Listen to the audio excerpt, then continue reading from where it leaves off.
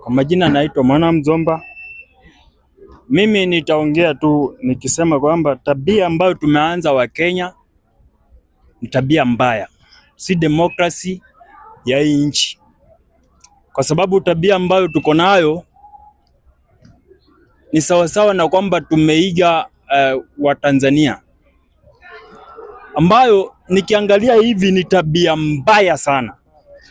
Demokrasi ambayo tuko nayo, ambayo nchi yetu imefikia, si mahali ya kwamba itafikia paka tukatane mapanga kwa sababu ya uchaguzi mdogo kama huu. Hii ni ya wabunge.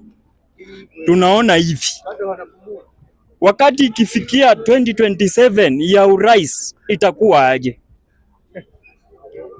Ningewaomba wa Kenya, hiyo 200, 300 isikufanye uende utoe uhai wa mwenzako. Kitu ya maana inafaa tulindane sisi kwa sisi, tulindane wenyewe. Hawa ambao tunang'ang'ana nao wako na gari wanaendesha, sisi tunatembea kwa mguu. Tukikuja tukipewa 200, unaenda unatoa uhai wa mwenzako bila sababu. Ningeomba Wakenya mahali mpo, mkae mkijua hii Kenya ni kubwa kuliko huyo ambaye unaenda unamtetea na panga. Huyo ataenda akalie kiti, atakusahau wewe ambaye amekupea 200, hata kufuatilia mahali utakuwa.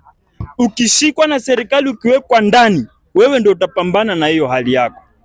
Hutamuona kwa koti. Asante sana. Asante sana.